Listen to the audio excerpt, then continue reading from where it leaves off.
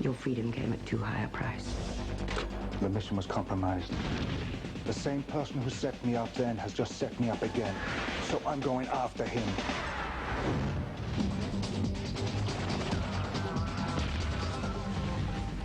Got your attention.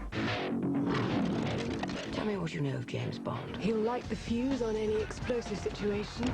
Show me the diamonds. Don't blow it all at once. What happened to you? Bond. And be a danger to himself and others. I'm going to let him mix things up a little. My friends call me Jinx. My friends call me James Bond. Wow, now there's a mouthful. Who sent you? Your mama.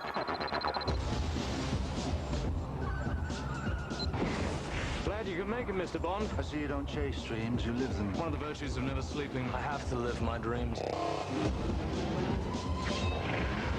Time to draw the line. Well, it seems you've become useful again. Maybe it's time you let me get on with my job. So, this is where they keep the old relics in, eh? Twist so, voila! You know, you're cleverer than you look. Better than looking cleverer than you are. James, be careful. A nice palace can be such a treacherous place. I take it Mr. Bond's been explaining his Big Bang Theory. Yeah, I think I got the thrust of it. Must you touch everything? Would you like to show me more? Kill him. Now! 1,000 meters and closing. Put you back into it, eh? Let's get down to business. Looks like we're going down together. Not yet!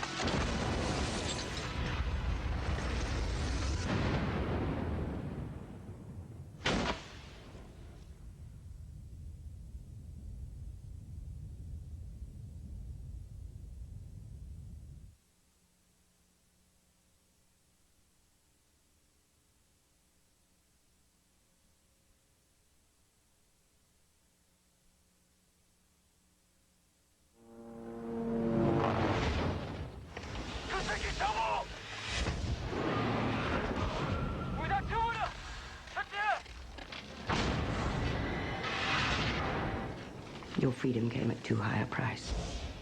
The mission was compromised. The same person who set me up then has just set me up again. So I'm going after him.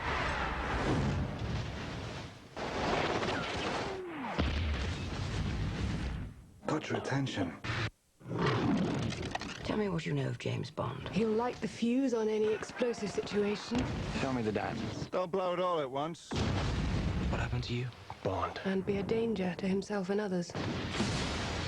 I'm going to let him mix things up a little. My friends call me Jinx. My friends call me James Bond. Wow, now there's a mouthful. Who sent you? Your mama.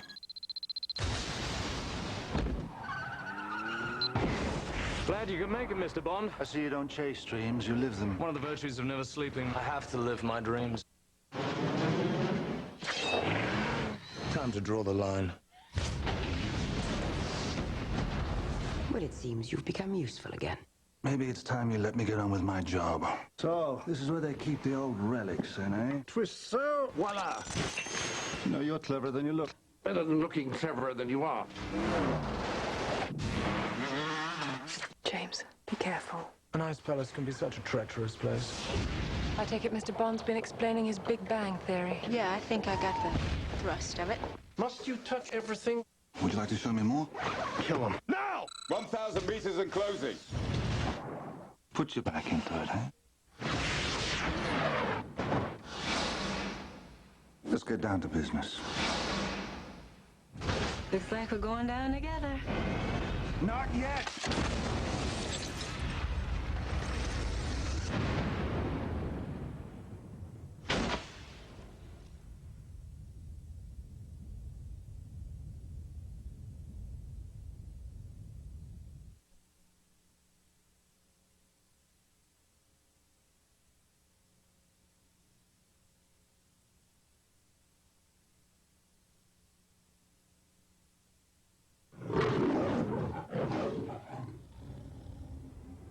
When danger becomes a temptation.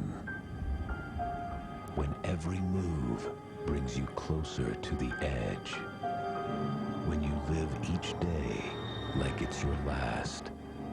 There's a surprise around every curve.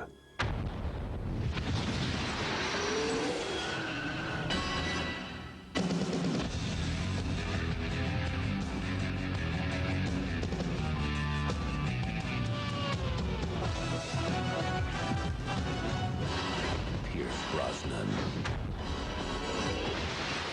Die another day.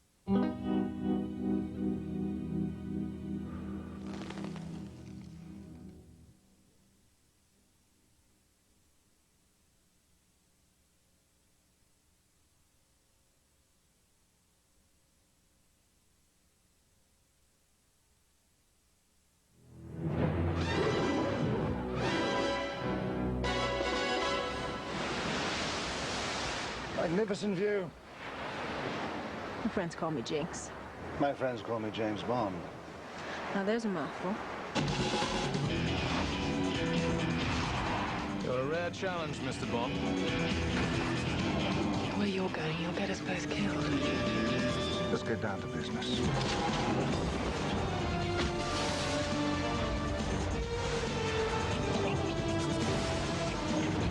I take it Mr. Bond's been explaining his Big Bang theory.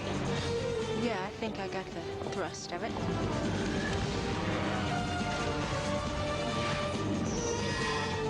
What happened to you? Bond. Plenty of time to sleep when you're dead. So you live to die another day.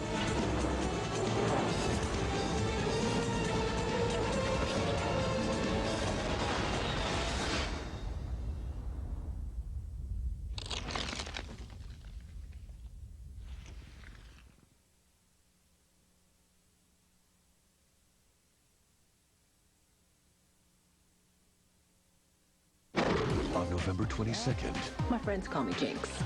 My friends call me James Bond. one woman will play a dangerous game What are you? I'm a girl that just doesn't like to get tied down. with the one man who doesn't like to lose. So I left you in an explosive situation. Occupational hazard. Pierce Brosnan, Let's get down to business. Halle Berry, Who sent you? Your mama. Looks like we're going down together. Not yet! Die Another Day, rated PG-13.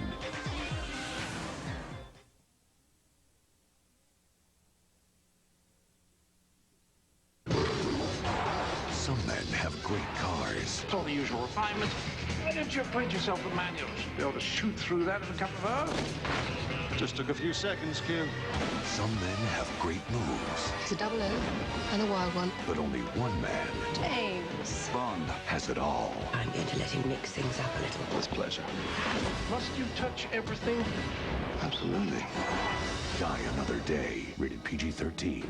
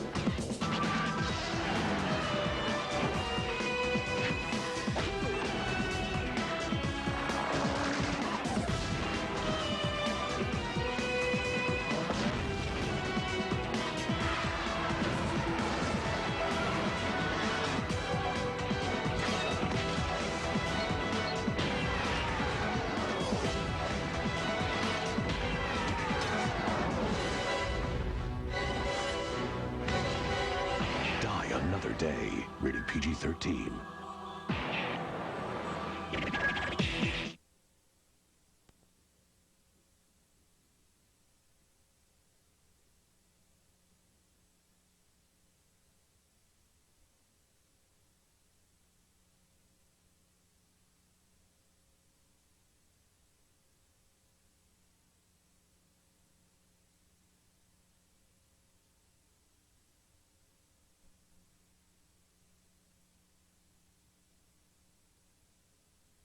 Ultimately, the whole gig is a blast. It's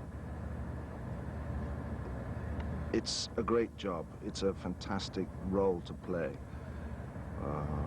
And I think if you've made peace with the role and made peace with what it can do to your career going in, then you can have a great time.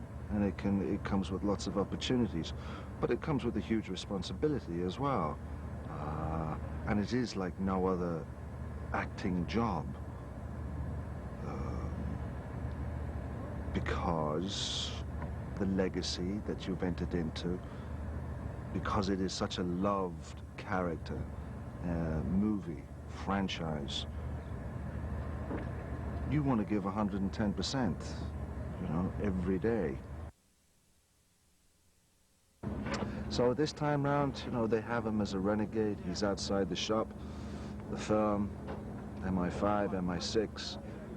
He's on the run, he's a loose cannon, he's lost his identity. He doesn't have his 00 status. And I think it was a very bold move for them to have him captured, have him tortured, have him stripped of any identity. Timing is everything in life, and you know, she got the Oscar at the very beginning of this picture. I think it's the last thing she probably ever expected, you know, but she certainly, you know, gave a great performance in Monsters Ball, and then suddenly we have this gorgeous woman with us, and she's worked extremely hard as an actor, and she has that burning want, you know, to succeed, to do good work. So we're really blessed in having her. I don't know, I must be getting sentimental in my old age, but I feel a great sense of love for it, and it's also gone very quickly. And people say, are you coming back? Would you want to do another one? And if they asked, I would say yes, I would like to do another one. For the Bond aficionado, I think this is going to be a feast. I think this will be, I like to think that this will be a very fine film and will have longevity, you know, as far as enjoyment goes. And ultimately, that's all it's about. Just sheer enjoyment and having a great time making them.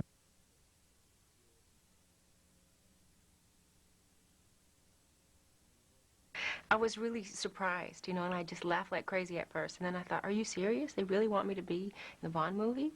And then I was really excited. You know, I grew up watching Bond and sort of fantasizing about being in that world of mystery and intrigue and all the gadgets and sort of the fun, you know, and the fantasy of it. So to have a chance to be a part of it is just like sheer fun and joy. Yeah, gunfire, people running, mayhem, smoke, things blowing up, and then, you know, Bond and Jinx standing cool in the face of fire. That's what, you know, Bond movies are.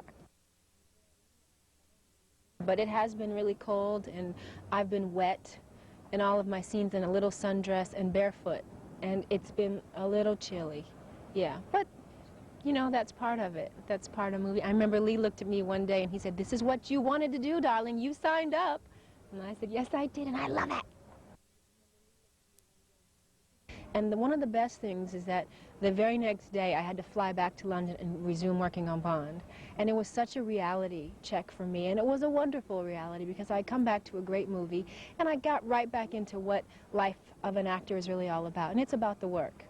And it's not really about those moments where you get accolades. It's about the moments when you're doing the work. that allows you to even stand up there for 4 minutes in my case, and accept an award.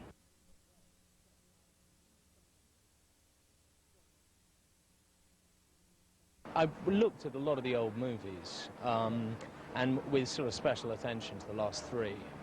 And, you know, you want to find out what everybody else did and try and bring something new to the game and not to kind of fall into any sort of set cliches, you know, or as few as possible. So it was a great help watching the old movies and, you know, getting some ideas, but also, you know, finding areas which you want to avoid because they've already been done before, you know. So it's a fine line, really. But I suppose when it really hit me was really doing scenes with Pierce, you know. When I first started doing scenes with Pierce. And it's quite throwing, actually. You do something like, my God, you know, I mean, I'm opposite James Bond, you know. This is really freaky. So it's not, I hope I don't ever get used to it, but it's certainly novel for me, anyway, and I'm enjoying it immensely. Well, Graves is he goes under the guise of being an eco-friendly entrepreneur, industrialist. He's ostensibly, it seems like he's mining diamonds in Iceland, and that it's an eco-friendly kind of exercise, you know. And but actually, it isn't.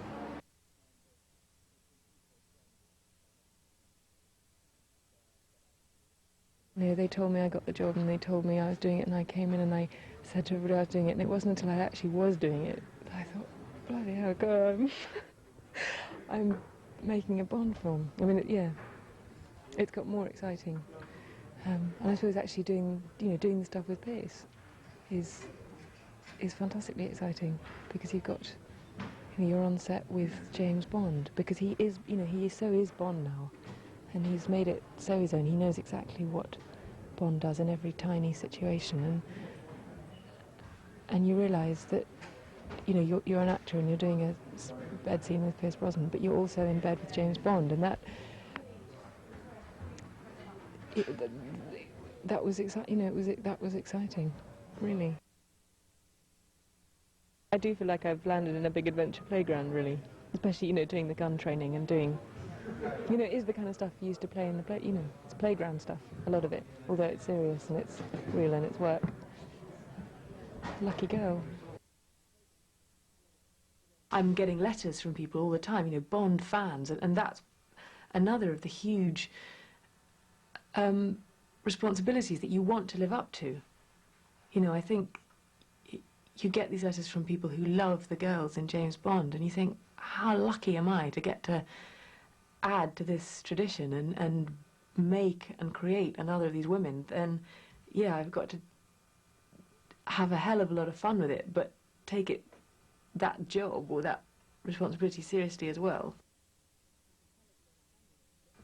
Yeah, I get to play Miranda Frost, who's PA to the main villain of the piece, Gustav Graves. That's Toby Stevens' character, obviously, and it's revealed quite early on that she's not simply a PA. She's been placed as a mole by MI6 inside this organisation to find out what's going on, because here's this amazingly impressive guy who's suddenly launched himself from nowhere on the British event scene and is organising press coups and demonstrations and is becoming the darling of the media, making a hell of a lot of money. And MI6 want to know what's going on.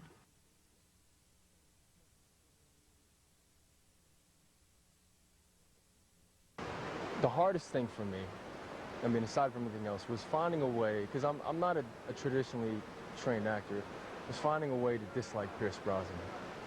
You know, I have to bring some sort of, like, reality to what I'm doing, and, you know, being the villain in this is really to find a way to take down Bond.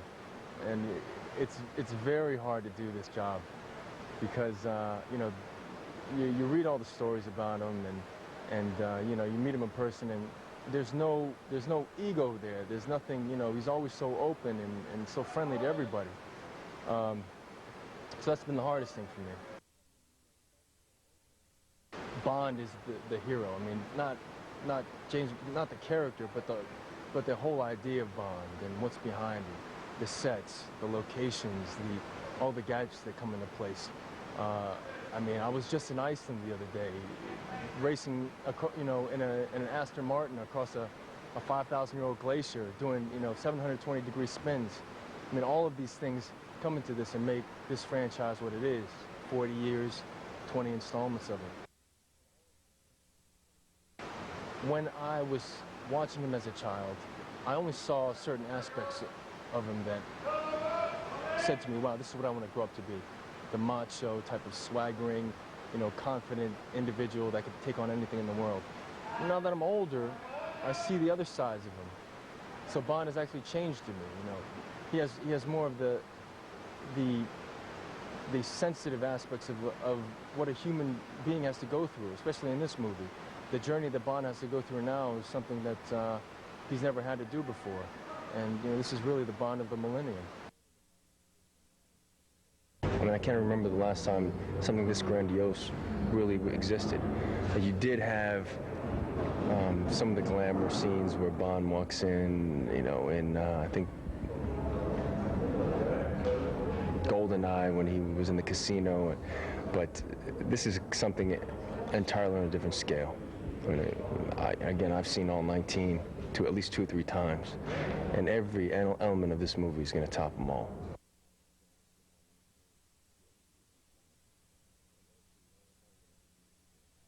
Well, it seemed a little strange that Desmond wasn't here, because having played his assistant and having had the most wonderful conversations with him, because he was not just a lovely guy, he told wonderful stories, and I kept sort of thinking, where is he? But I didn't feel awkward, because the nice thing about being on Bond movies is that the atmosphere is really good. It's low-key, it's friendly, and you feel very comfortable. Q's attitude is, don't damage the gadgets. And if it means you're going to get killed, well, preferably don't damage the gadgets anyway, you know. And that's what it's all about. And he sees Bond as this playboy who is irresponsible and not acting his age. And that's what it's always going to be about, I think. The funny thing about learning gobbledygook is that some bits of it you get very easily. And then there will just be one phrase, like, I couldn't get target seeking shotguns out clearly, and I don't know why. Maybe it's a tongue twister. I just couldn't say it, and I blew up on that again and again. Whereas the quite difficult bit about tiny cameras on all sides project the image that they see onto a light-emitting polymer film on the upside, that was quite simple. So you never know what you're going to go up on, but when there's a lot of gobbledygook, there's usually one phrase that you stick on. I mean, it's great to be a part of this crowd, because what is very touching about it is that there are people working on the set today whose grandfathers were working on Dr. No, and there's something very special about that. I always hope that Q is going to get sent on location to one of these marvelous places that Bond goes to, but I'm told that Desmond did 18 movies and only went on location once, so I'm going to have to be around some time before that happens.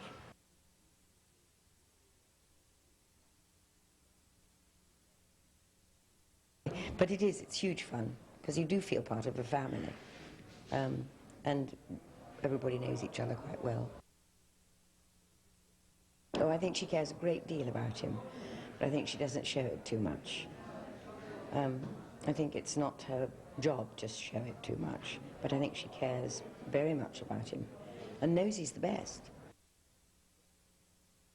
I think that seeing all those amazing gadgets and wonderful things that, you know, Q's whole room of box of secrets and things, and all those have gone back. I was a fan years before I even dreamt I was going to be in a Bond film. I was a huge fan. And I think it's a glorious boys' world, which I think a lot of girls enjoy too. Well, it's like a breath of fresh air. If you've been playing one part, very often it jogs people's minds into thinking, oh, this is another good part, because it's rather similar. What is wonderful is being sent a part totally different, like the head of MI6. as opposed to, Queen Victoria or one of those other queens that I played.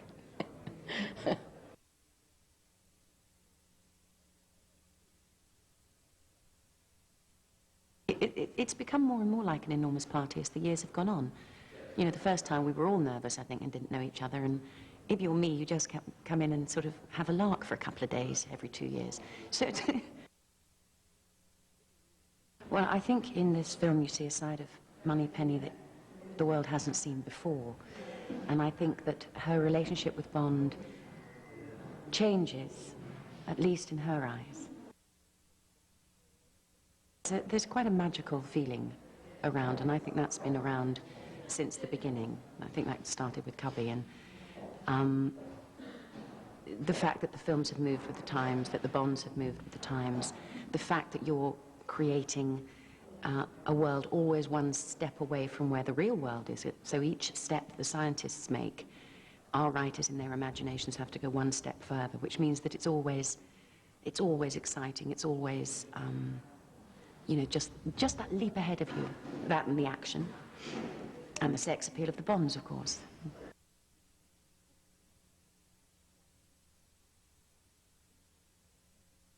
He's indifferent to the Brits and very American, and but you know, on the right side of things. I think in the end, I think you're not really supposed to know whether Falco's a good guy or a bad guy.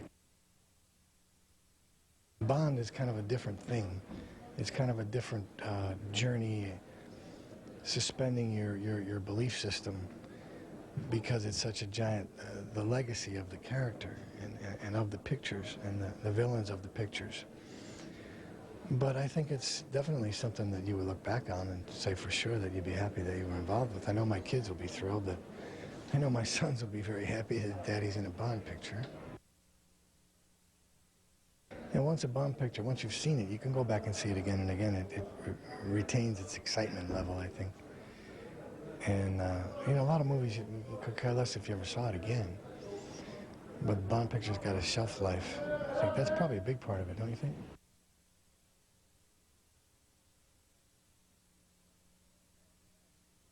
And I think she has quite a zest for this character.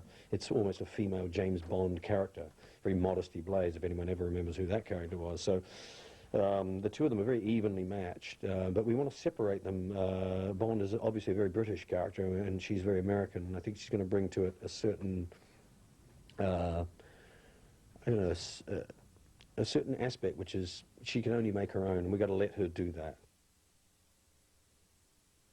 And I said, why don't we fill one of these rooms with all the gadgets from old Bond movies, everything we could think of, stuffed alligators from here. And if you look closer, you'll see the shoe, Rosa Kleeb's shoe. There's the briefcase from Russia with Love. They're everywhere. They're laid all over the place.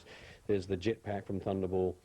And it was to be viewed more as a kind of relic room where all the gadgets were just thrown in the corner and never used again. So it was an opportunity to stage a scene where we could wander through all this stuff, pick it up, have a look at it, but actually play the new material amongst it all and just use it as a background, rather than have things blowing up in the background like they usually do. There's always a gag where something's being blown up, a phone booth is taking off or something. We decided to play all the old paraphernalia, almost like a museum.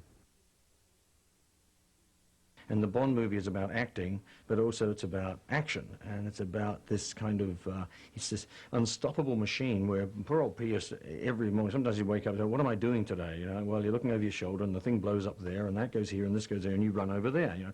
Okay, I'll do that. And every one of those things he has to be sharp on. He can't be dismissive of any of them. He can't be, he can't go, oh, no, I'm a bit tired now. I think I'll do this one half-heartedly, so. Bond is sent into North Korea essentially to assassinate a rogue North Korean army officer who's out of control and running guns for diamonds, for African kind of conflict diamonds, if you will. While there, he gets betrayed, he gets hung out to dry, stuck in a North Korean jail for an indeterminate period of time, tortured, beaten up, and left pretty much for dead. He comes out of this, he's in a prisoner exchange, not by his choosing, and finds that everyone in the intelligence community, notably his own boss and the Americans, don't want to have anything to do with him. So he goes on a personal revenge rampage, if you will, following the rogue colonel's chief henchman around the world to try and find out who betrayed him and what went on.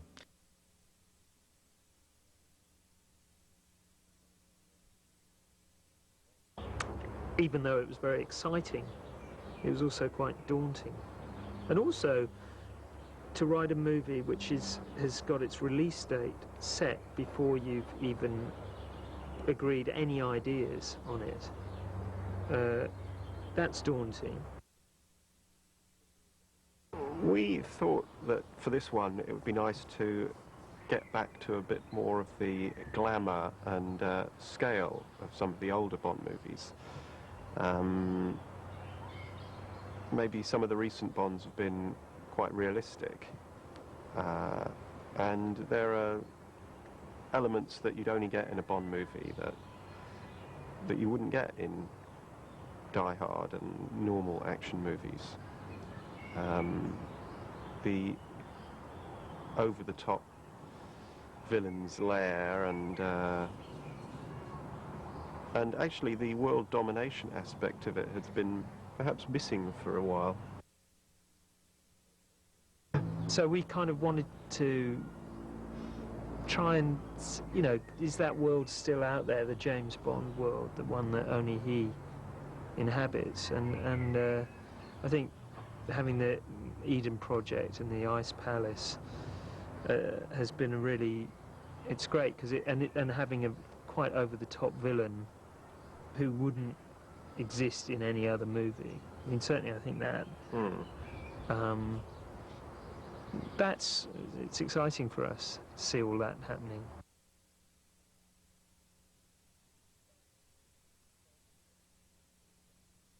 So we've got a couple of 180-degree turns in it.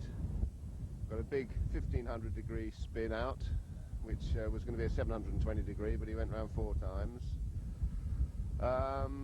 Lots of broad power slides sideways, and again we've had all these cars built by the special effects. We've done an incredible job. They've built them all 4-wheel drive purely for this, so we've done some fantastic big long power slides with them and things like that. Hovercraft are really strange from any wheeled vehicle. You tend to look at them and you still relate things going in linear directions with wheels and guidance systems, whereas a hovercraft is floating and the ground effect dictates which way it's going to go. It'll take the least line of resistance, so if you're going along a flat ground and then it develops a slope on it, it'll just slide down the slope no matter how much you try and steer it.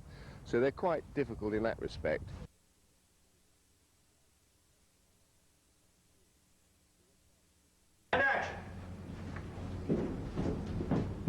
You'll be the old firing range any day, Quartermaster. Yes, well, it's called the future, so get used to it. So, this is where they keep the old relics, then, eh?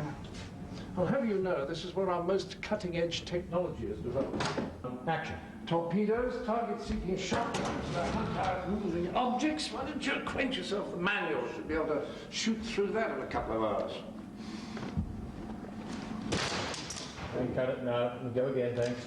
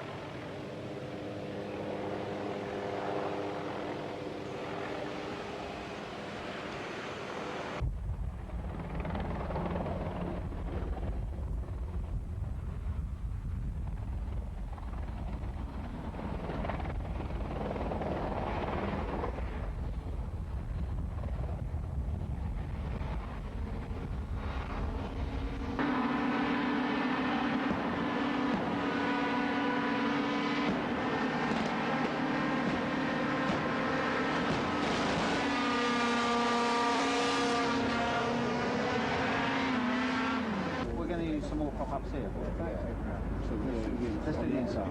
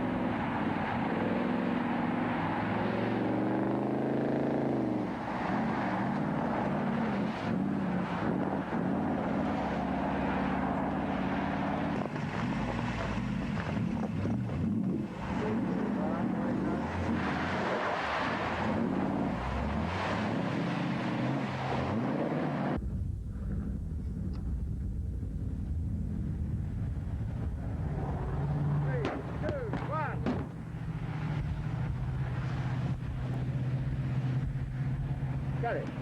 And we've cut. We've cut.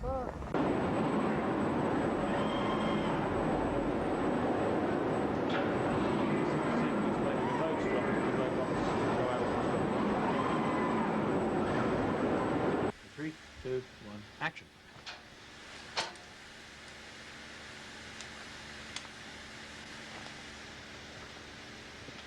And cut it. I'm gonna do it again. Okay. All right.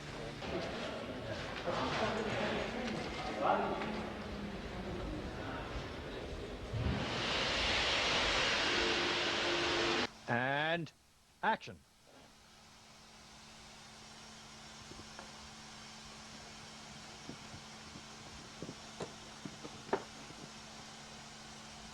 And cut it. Very good. Pete. First good one, yes? Very good. Let's have one more, please. Excellent. Thank you, Pierce.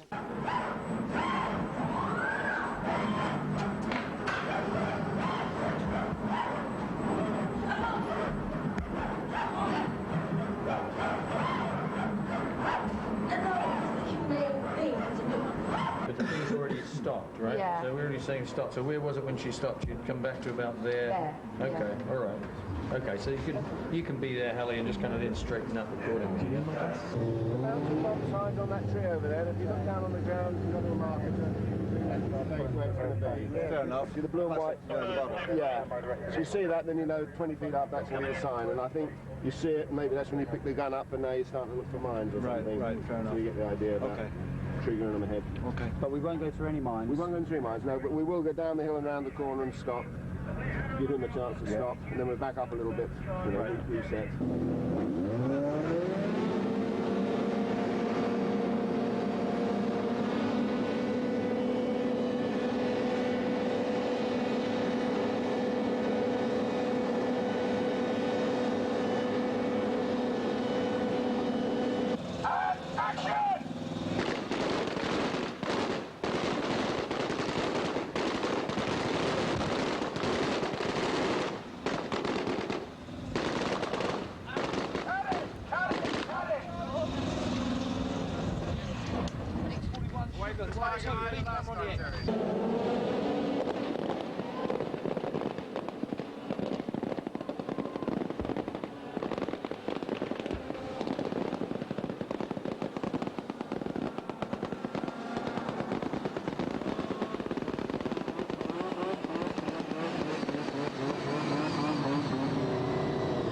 Well, Steve, find out. Because, I mean, up and up is like going down. No. Now, is that an easy thing to get off, Pierce, when it comes off? They made it. Yeah, it will be. Once you get it right, it will be. This line's cut, really. Let's do this the old-fashioned way. First blood drawn from the torso.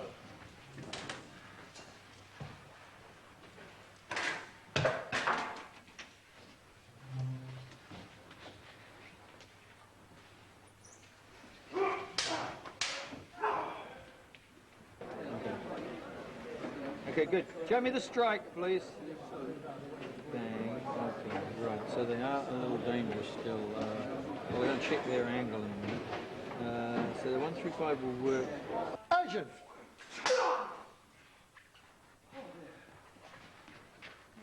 Of course I bloody want to continue! Well, since what happened to...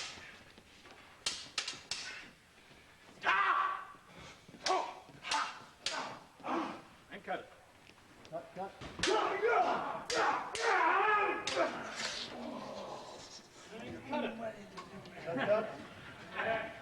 Excellent. Very good. Yes, like that. So it'll still give you room to turn out. How about that? Yeah, that's great. Good? Okay. So you got that, Toby? It's a relationship thing. We don't need to put marks down, yes? Okay. Bang. Check. Yes, that'll drive Pierce that way. If I lean back, push you back. Yeah. If I lean back slightly to do that. Yeah, lean back slightly and then lean into it. And that takes... And back on action. And action.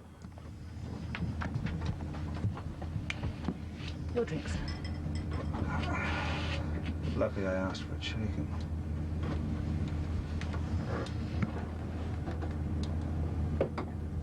And cut it.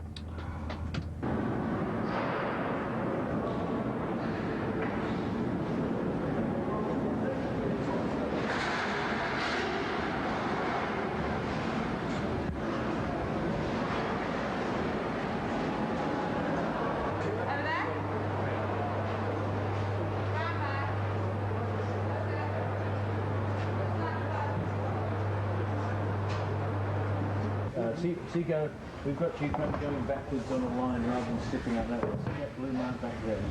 Yeah. Right. So it's kind of a short step back. Just try that for us. So Bond is down. He's down. All done, of course. Let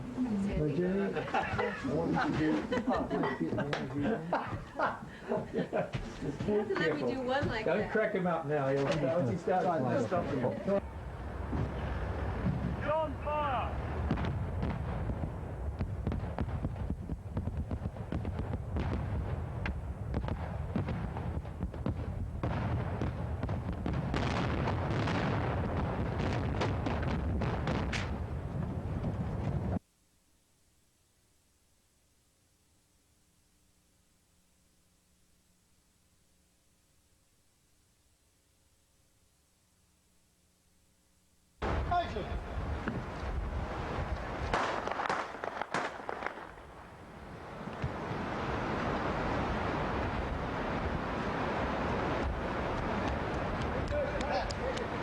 Esto para verano sería un bombazo, vamos.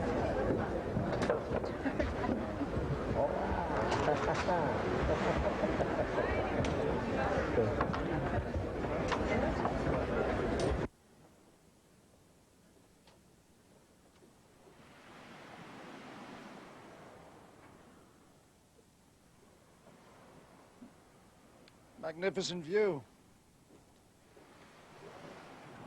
Sure is. Too bad it's lost on everybody else.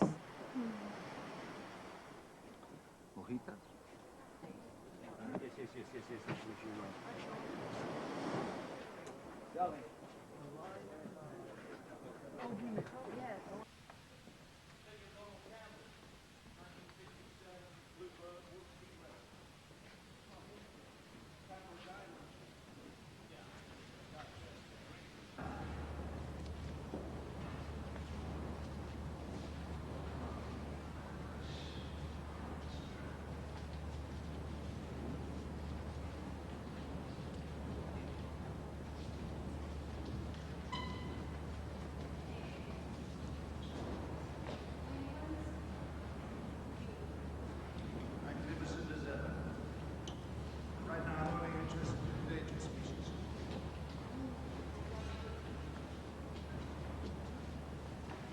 So I left you in a little explosive situation.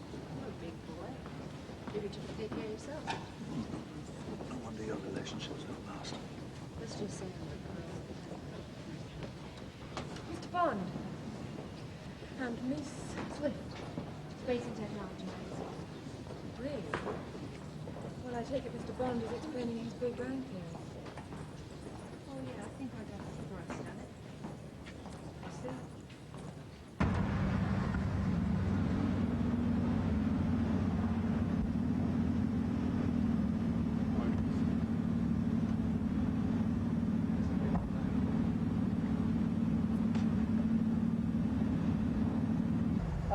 Action!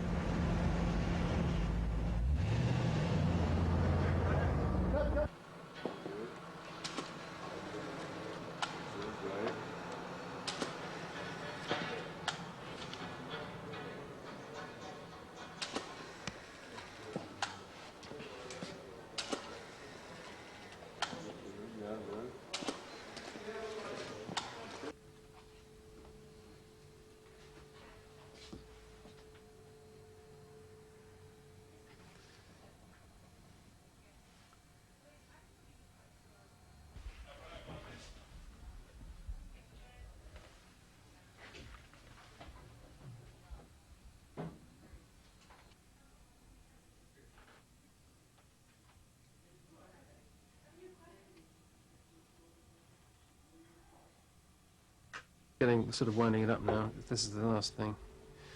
She's just placing these diamonds because Rick suffered this huge explosion in a booby trap in a briefcase full of diamonds. So he's got multiple scars. Yeah, that's first. 「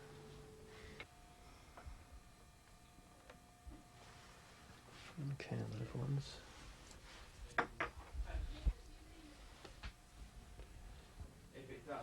Sit it down.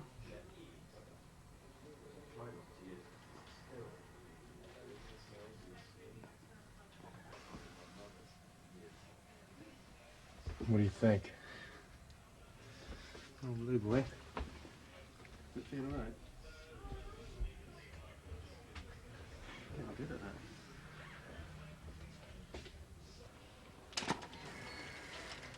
Great, dude.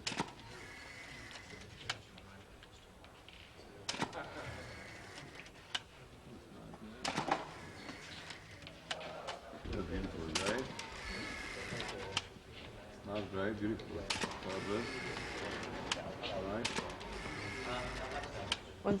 One, action!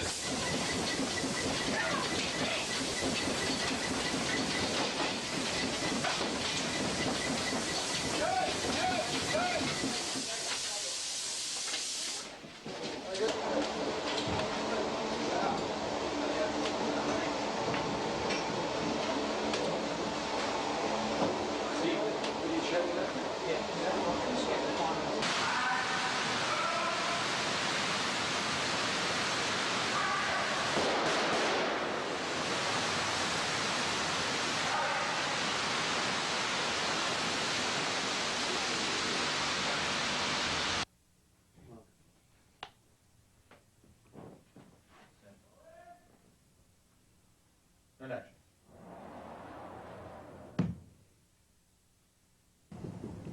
Look at him. You'd think he was some kind of hero.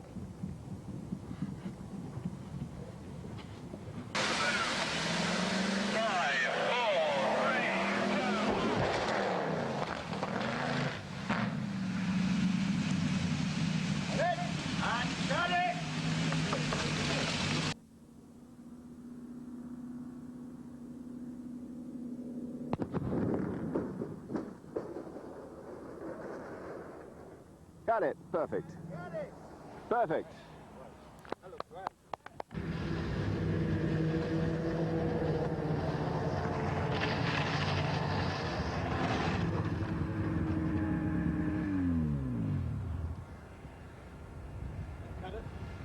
Good. Action! And drop!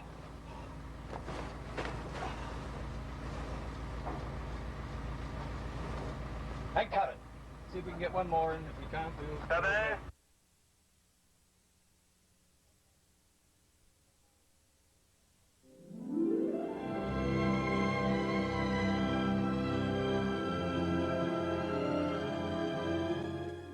Have we met before?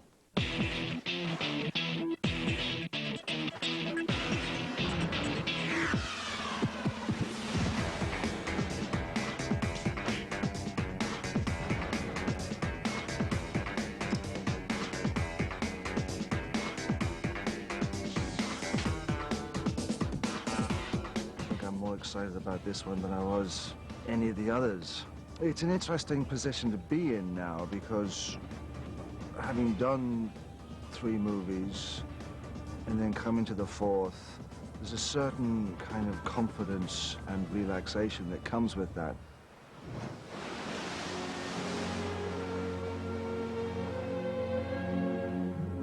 We needed someone who looked great, who was very beautiful, and could, you know, because that's what you have to be in this movie, these movies, but not an appendage. Somebody who really had some acting chops, someone who had some balls, so to speak, someone who could go head to head with this guy. I said, you gotta be kidding me. They called up wanting to know what, if I'll be in what. I was really surprised, you know, and I just laughed like crazy at first. And then I thought, are you serious? They really want me to be in the Bond movie? And then I was really excited. Jacinta Johnson. My friends call me Jinx. My friends call me James Bond. When you meet someone who's a genuine Bond fan and you see their face, you say, they say, what are you doing at the moment? You say, I'm doing the Bond film. Their whole face lights up, and, you know, to be part of that is fantastic. Remember, I know all about you, 007. Sex for dinner, death for breakfast. Well, it's not going to work with me. No. No. It's impossible to get into a genre like this where there's been 19 movies that have come before you, and some of them terribly famous. To me, that's the juice. You see, I'll take this on because A, it's a movie I wanted to make fantastic. You know, a Bond movie, I'd got to make one of those. But secondly, you kind of go, well, let's ramp it up and let's amp everything up. You know, let's push the envelope.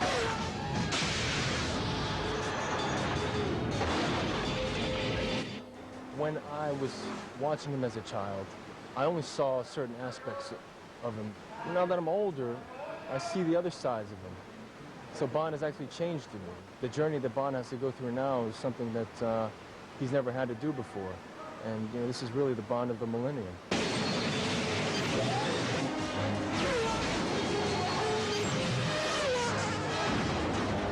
When it hit me, it was really doing scenes with Pierce, you know. When I first started doing scenes with Pierce. It's quite throwing, actually, because you suddenly think, my God, you know, I mean, I'm opposite James Bond, you know, this is really freaky. I hope I don't ever get used to it, but it's certainly novel for me anyway, and I'm enjoying it immensely. And Mr. Bond. James Bond. Ultra-high frequency, single-digit sonic agitator unit. You know, you're cleverer than you look. Still better than looking cleverer than you are. Follow me, please. It didn't seem so strange, actually, starting to do the lines as Q, because after all, I was playing R pretty much the same. I mean, basically, he has not to like Bond, or else the scenes aren't any fun. 160 BM, take 6. Action. Torpedoes, target seeking shotguns, hunt out moving objects. Why don't you acquaint yourself with the manual? Should be able to shoot through that in a couple of hours. I think that they've modulated it quite cleverly, and I think when they brought Judi Dench in to play M, that was a very smart move to bring such a high-grade actress in. I was a fan years before I even dreamt I was going to be in a Bond film. I was a huge fan. And I think it's a glorious boys' world, which I think a lot of girls enjoy too. There's quite a magical feeling around, and I think that's been around since the beginning. I think that started with Cubby. James. Moneypenny. The fact that the films have moved with the times, that the Bonds have moved with the times, the fact that you're creating a world always one step away from where the real world is. So each step the scientists make, our writers in their imaginations have to go one step further, which means that it's always exciting.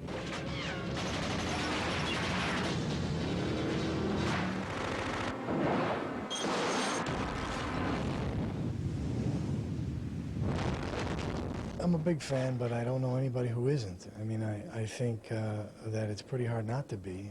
I think that I've heard that 1 out of 3 people in the world has seen a Bond picture, so that's quite a few. Look at him. You'd think he was some kind of a hero. You know, I grew up watching Bond and sort of fantasizing about being in that world of mystery and intrigue and all the gadgets and sort of the fun, you know, and the fantasy of it. So to have a chance to be a part of it is just like sheer fun. Oh, here?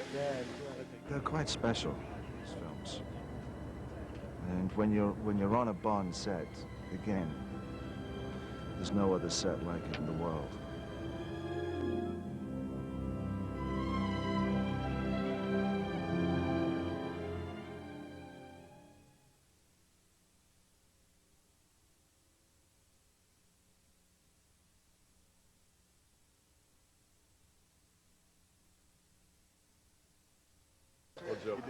I wasn't sure. It looked like the plate wasn't going to fall, which is why I hit it again. We can cut between the two and get that right away. But it looked good. It looked Okay. great, actually. Okay. Awesome. And action.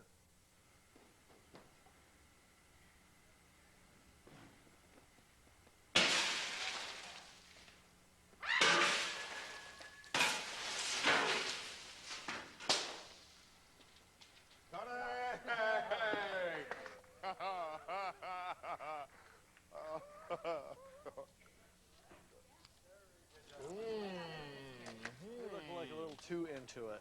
You all right? Let's go. Good job. The adrenaline's going. What else can I do? Oh, dude.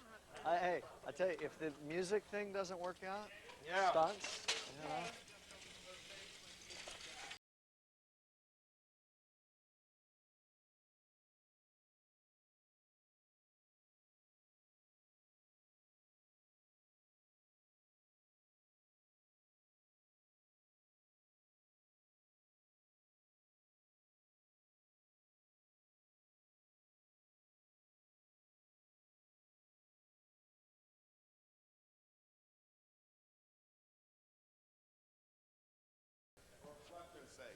flash photography.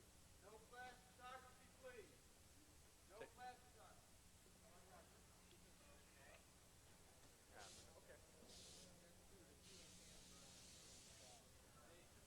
Yep. Uh-huh.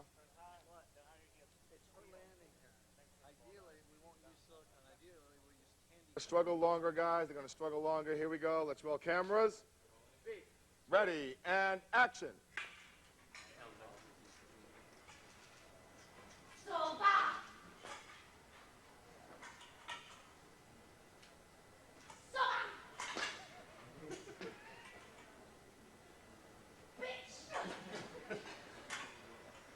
And one last time. It's good. Struggle, struggle. Cool. And cut.